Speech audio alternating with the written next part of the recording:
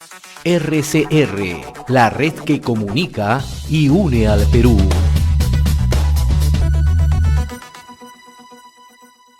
Vamos a dialogar a esta hora, damos la bienvenida y el agradecimiento a Iván Arenas, analista político, comentarista en el portal El Montonero. Iván, muchas gracias, muy buenas tardes. ¿Cómo estás, Lizardo? ¿Qué tal? Buenas tardes.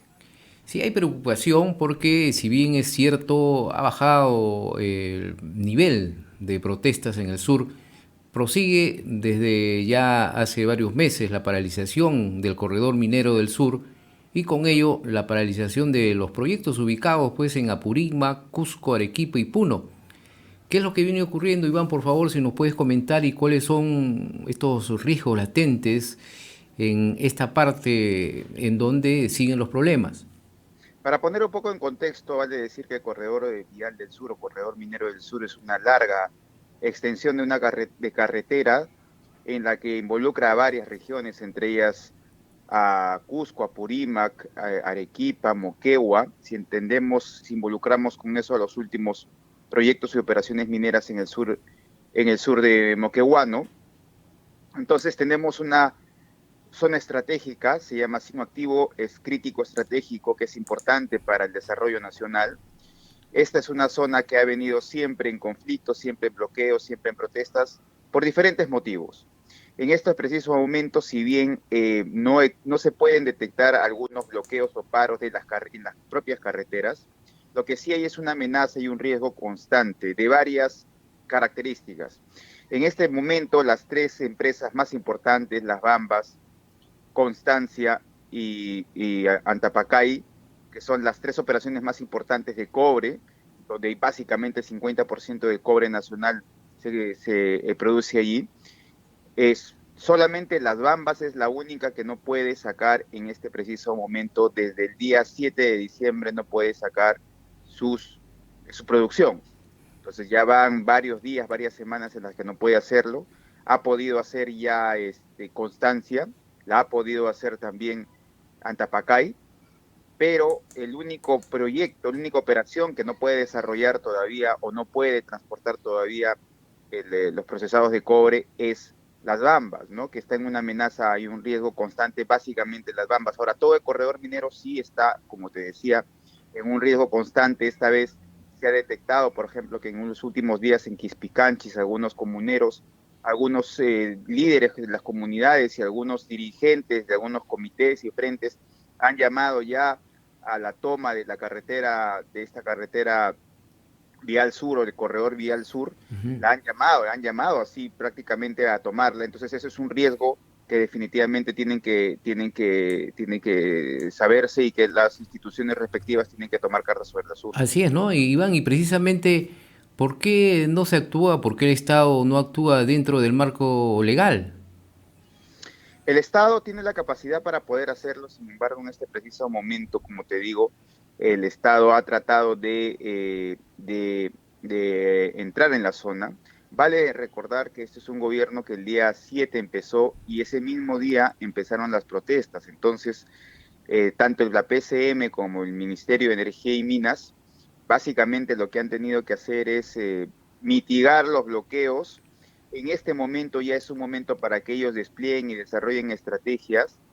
La zona siempre ha estado convulsa, ahora mucho más.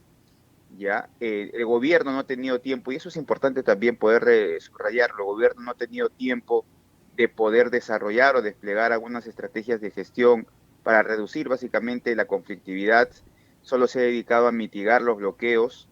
El gobierno no ha tenido una oportunidad y una chance, inclusive, incluyendo en ellos a la presidencia del Consejo de Ministros, a la Secretaría de Gestión y Diálogo y a la Secretaría y a la Oficina de Gestión del MINEM, ¿no? Esperemos que en los próximos días, como creo ya está haciéndolo, tanto el MINEM como la PCM desarrollen allí estrategias a más largo aliento, ¿no? No solamente para, digamos, ponerse de acuerdo para desbloquear como se estaban haciendo durante el gobierno de Castillo, que era desbloquear por temporadas, eran los llamados, se estaban dando, se decían que le daban treguas, el gobierno de las treguas, ¿no? Nadie quiere eso, sino lo que queremos los peruanos es que la producción de cobre en esa zona importante pueda producirse, ¿no? Claro, y ahora para conocimiento también de nuestros oyentes y televidentes, en esta zona, en el corredor, varias autoridades locales son integrantes de Perú Libre, ¿no? Sí, hay alrededor de entre 5 o 6, incluido, por ejemplo, en Libitaca, que es la municipalidad de Libitaca que está en Chumbivilcas, donde una de las áreas más importantes o áreas de influencia más importantes es de la mina de Operación Constancia de Hathaway. En este lugar gobierna, ya ha sido elegido el hermano de Guido Bellido, uno de los personajes más importantes en la zona, en el sentido de que tiene mayor influencia y mayor impacto, y su opinión es bastante, si no bien aceptada, pero por lo menos es discutida. Entonces, atendiendo además que es un personaje público, es un congresista de la República. Entonces hay aquí mismo Chaguahuacho también, en Cotabamba, Chaguahuacho, ha sido electo uno de los alcaldes, digamos, cercanos a Perú Libre. El segundo y primer regidor de ellos es un conocido Gregorio Rojas, un conocido, digamos, promotor de varios bloqueos, también se encuentra allí, también por Perú Libre. En fin, la zona, como explico, es una zona muy convulsa, y a Ujú. eso, pues, evidentemente las autoridades, también abogados, también organizaciones no gubernamentales, ¿no? Claro. Ahora, Iván, ¿hay riesgo de que estos grupos nuevamente puedan intentar ingresar a los asentamientos mineros como ocurrió en Antapacay, Hatbay y Sí, también en algún momento recordamos en Las Bambas? Intentaron hacerlo, sí, ¿no? sí, sí, sí. Mira, fíjate, lo que pasa es que hay una cosa que es importante. Entonces, te digo, en Espinar, si bien no toda la población está a favor de los paros o bloqueos, sí es una minoría que es importante, que es activa y que sabe hacer luchas y bloqueos, y que tiene además un antecedente, una herencia de la política y altamente ideologizada. Entonces, son personas que saben hacer este tipo de bloqueos, son una minoría muy activa, altamente ideologizada y con apoyo de algunos medios de comunicación que no hacen básicamente informar, sino lo que hacen es propaganda ideológica. Bueno, está también en todo su derecho, y también de algunas organizaciones no gubernamentales. El riesgo siempre va a existir en el corredor vial del sur, siempre va a existir en medida de que no existe allá el Estado de Derecho completamente. Y por el otro lado, como te digo, el otro riesgo que se está detectando en los últimos días es que ha habido una reunión, o hubo una reunión hace algunos días, creo que 25 de febrero, en la localidad de Quispicanchis, que está en Sicuani, en el que ya se dice abiertamente, los dirigentes han dicho abiertamente que van a tomar las instalaciones de gas de camisea en Capachiato, o si no, que van a tomar el corredor vial del sur. Y cuando dicen tomar el corredor vial del sur, lo que dicen básicamente es entrar a las operaciones como Antapacay, como Constancia, como Las Bambas. Las tres operaciones han sufrido violencia en Ujú. las últimas semanas, las tres operaciones, ¿ah? Claro. No voy a solamente una, sino las tres operaciones, y eso es lamentablemente y altamente grave, ¿no?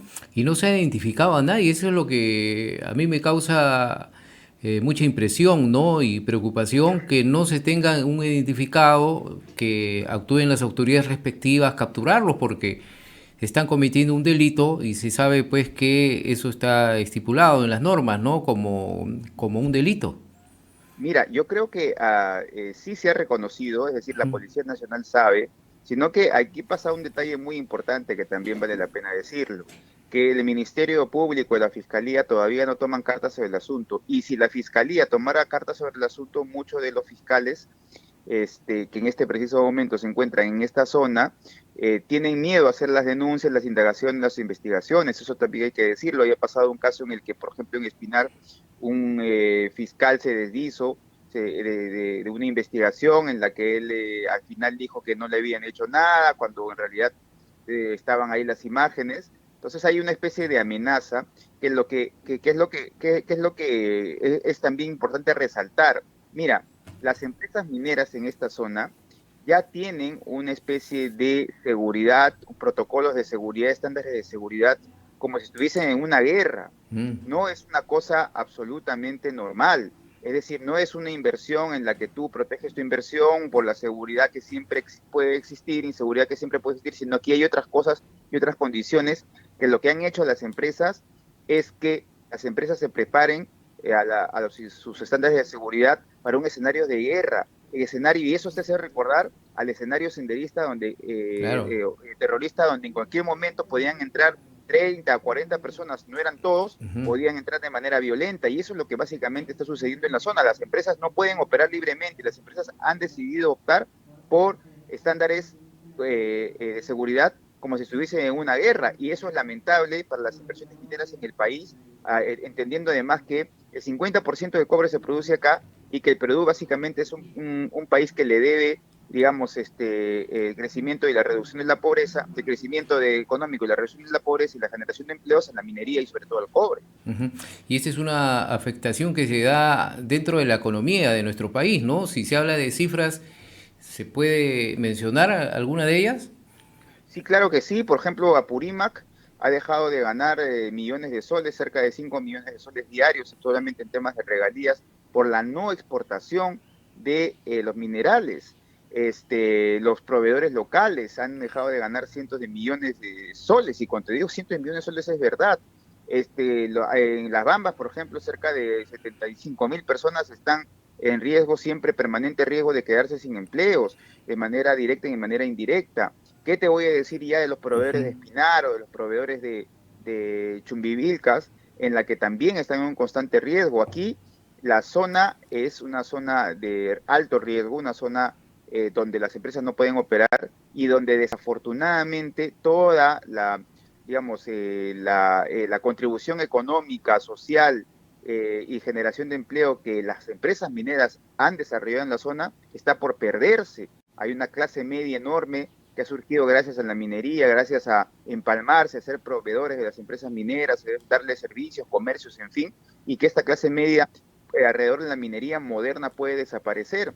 Como te digo, la zona es un escenario ahorita, escenario de guerra, desafortunadamente tenemos que decirlo así, y que las empresas han tomado estándares de seguridad como si estuviesen en eso, en un escenario de guerra, y eso nos hace recordar a los peores días del terrorismo en el que no, las empresas mineras tenían que apertrecharse como si estuviesen en una guerra, ¿no? Ujú. Y recordar que nosotros somos el segundo país en el mundo de producción de cobre, ¿no? Por detrás de Chile.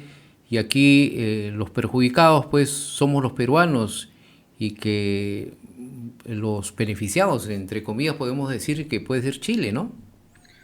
Sí, claro que sí. Acuérdate tú también que Chile está justamente parándose los propios pies. Chile tiene un gobierno que le está poniendo ciertas reticencias, básicamente impositivas y tributarias a su minería. Chile es el 27-28% la producción de cobre a nivel mundial, el Perú es el 13%.